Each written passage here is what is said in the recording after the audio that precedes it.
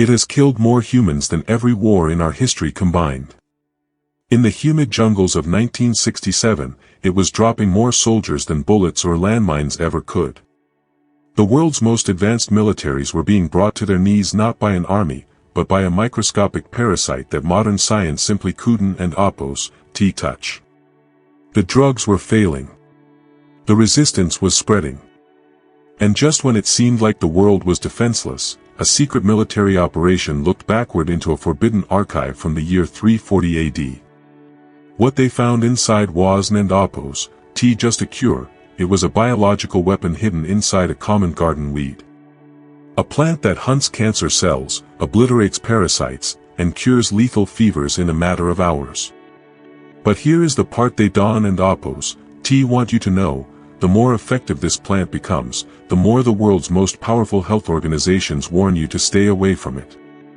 They say it's dangerous to use the whole plant. They say you must only use their patented, expensive pills. But for 1600 years, the emperors of China used it to build an empire.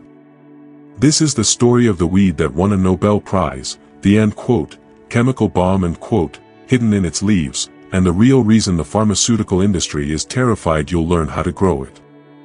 The story begins in the 1960s, at the height of the Vietnam War. While the world watched the political chess match, a silent killer was feasting on both sides. Malaria was decimating the troops. In some units, more than half the soldiers were out of commission, not from combat wounds, but from a fever that felt like fire in their veins. The standard global treatment at the time was chloroquine, a drug that had worked for decades. But the parasite had evolved. It had learned the lock to the Western medicine and key, it was now a super parasite, and the world was officially out of options. In China alone, 30 million people were being infected every year. The death toll was staggering. The Chinese government, desperate to save its military and its people, held an emergency meeting in Beijing on May 23, 1967. They launched a mission so secret it was simply known by its date, Project 523. The goal was simple: find a weapon that doesn't exist in modern science. They didn't know it yet, but they were about to embark on the greatest medical spy mission in history, looking for a ghost that had been hiding in plain sight for 2 millennia. The leaders of Project 523 did something radical. They didn't just look in labs, they sent researchers into the most remote villages to talk to herbalists and shamans. They screened over 240,000 different chemical compounds, and every single one of them failed. In 1969, they recruited a woman named Youyou, a pharmaceutical chemist who had a unique advantage: she was trained in both modern science and ancient Chinese medicine. Her assignment was to scan the forbidden archives and ancient texts that modern doctors had dismissed as superstition. She and her team poured over 2,000 traditional recipes, testing 380 different herbal extracts. Most were useless. But one name kept appearing in the margins of the oldest scrolls: Qing Hao, or sweet wormwood. On paper, it was the perfect candidate. It had been used for fevers for nearly 2,000 years. But when Youyou tested it in the lab, the results were devastating. It didn't work. The parasite survived. It seemed like another dead end, another old wives' tale that couldn't survive the scrutiny of a microscope. But Youyou refused to believe the ancient texts were wrong. She felt like she was missing a single, tiny detail, a secret that had been lost to time. The breakthrough came when Youyou went back to a text written in 340 AD by a scholar named Guhong. His manual was titled Emergency Prescriptions Kept Up 1 sleeve, in it, his instructions for the wormwood plant were oddly specific.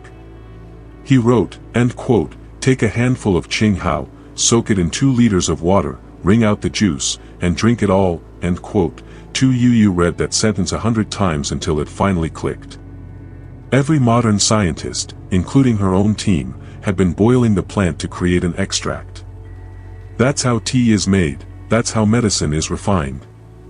But Guhong said to soak it and wring out the juice, he never mentioned heat.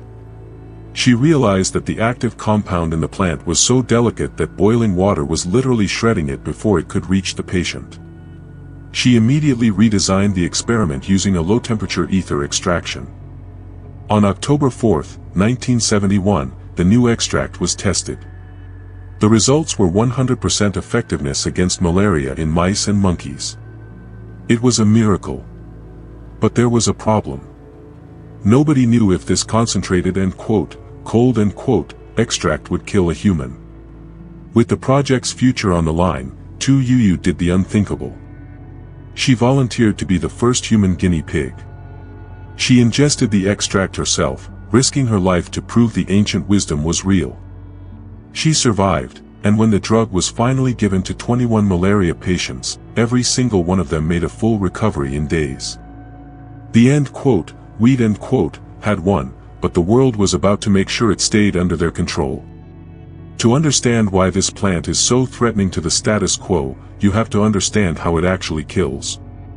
In 2015, Youyou was awarded the Nobel Prize because she discovered a molecular structure that should and oppose exist in nature, the endoperoxide bridge.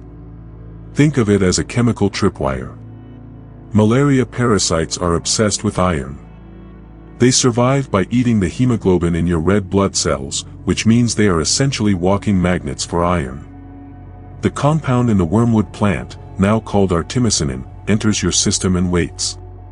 It doesn't oppose attack healthy cells. It waits until it encounters a high concentration of iron, specifically the iron inside the parasite.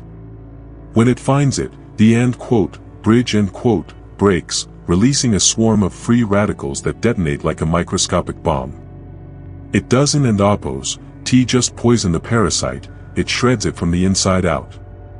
It is the fastest-acting anti-malarial in human history. It reduced global mortality by 20% almost overnight.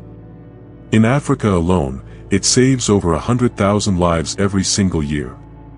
It is arguably the most important medical discovery of the last 50 years. But if it's a gift to humanity, why is the World Health Organization so intent on making sure you don't oppose grow it yourself? This is where the story takes a dark, corporate turn. A packet of sweet wormwood seeds costs about $5 online.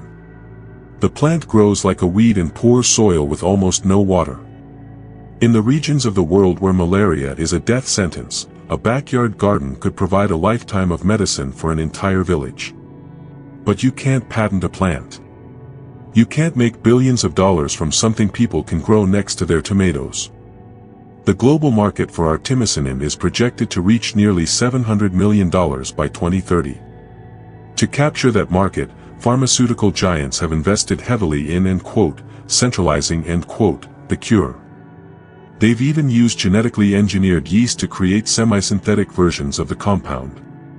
The World Health Organization officially discourages the use of the whole plant or Artemisia tea, they claim it's about quality control and preventing drug resistance, and while those are valid scientific concerns, they also create a convenient reality. If you want the cure, you have to buy the pill. You have to rely on a global supply chain, a manufacturing giant, and a doctor's prescription. By discrediting the plant itself, they've turned a free gift of nature into a subscription service. But as it turns out, the detonator inside this plant has another target, one that represents an even bigger market than malaria. In the early 1990s, researchers began to notice something startling. Cancer cells have a metabolic hog problem. Because they divide so rapidly, they require massive amounts of energy and nutrients, specifically iron. Some cancer cells have up to 15 times more iron receptors than normal, healthy cells. Scientists realized that if the iron bomb in wormwood could kill a parasite, it might be able to do the same thing to a tumor. In lab studies, artemisinin has shown a terrifyingly efficient ability to target cancer cells. One study showed it could kill certain breast cancer cells with a precision ratio of 100 to 1 compared to healthy cells. It's essentially the suppression of this weed ISN and oppos, a conspiracy, it's just good business. And this ISN and oppos, the first time they and oppos, used fear to bury this specific plant family. To see the blueprint for how they destroy a plant's reputation, we have to look at sweet wormwood's cousin, Artemisia absinthium, the primary ingredient in absinthe. In the late 1800s, absinthe was the most popular drink in Europe. It was cheap, potent, and loved by everyone from Van Gogh to Hemingway. It was such a threat to the established order that the French wine industry began a massive smear campaign. They claimed it caused madness, violence, and moral collapse, They used a single high-profile crime, a man who killed his family after drinking, to claim the thujone in the wormwood was a dangerous neurotoxin. They invented a fake medical condition called absinthism and got the plant banned across the world for nearly 100 years. It wasn't oppos until the 1990s that scientists actually tested vintage bottles and found the toxin levels were practically non-existent. The madness wasn't oppos from the plant, it was from cheap, adulterated alcohol and a trade war disguised as public health. The ban was a lie. But it worked. It took a century for the world to realize they had been manipulated by the competition. Today, we see the same tactics: focus on a minor risk, amplify it through regulatory agencies, and ensure the natural alternative is viewed as dangerous while the corporate version is safe Despite the warnings and the centralized control, a revolution is happening on the ground. Organizations like Doctors Without Borders have seen the truth in places like sub-Saharan Africa. They have trained local farmers to grow their own Artemisia, teaching them how to harvest and process it according to high standards without the need for a billion-dollar laboratory. When these communities grow their own medicine, the power dynamic shifts instantly. They are no longer customers at the mercy of a global price hike, they are self-sufficient. They are using a gift that Youyou called a true gift from traditional Chinese medicine to the world, the real danger of the Nobel Prize with ISN and oppos, that it's toxic, or that it's ineffective, or that it causes resistance. The danger is that it is too effective and too cheap. It proves that the complexity of modern medicine is often just a barrier to entry, a way to keep the gate locked while they charge for the key. In her Nobel acceptance speech, Youyou didn't oppos talk about her fame or her status. She talked about the persistence of the ancient texts and the duty to keep that knowledge alive.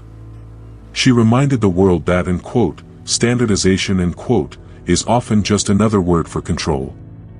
As we move forward into a world of increasingly expensive healthcare, the story of this humble wheat serves as a warning. We are told to trust the science, but we must also ask who owns the science. They can ban a bottle, they can discourage a tea, and they can smear a plant and oppos' reputation until people are afraid to touch it. But at the end of the day, they cannot patent a weed. The archives of nature are still open, and the most powerful cures might already be growing in your backyard, waiting for someone to finally wring out the juice, subscribe to keep the vault open. The next mystery is coming soon.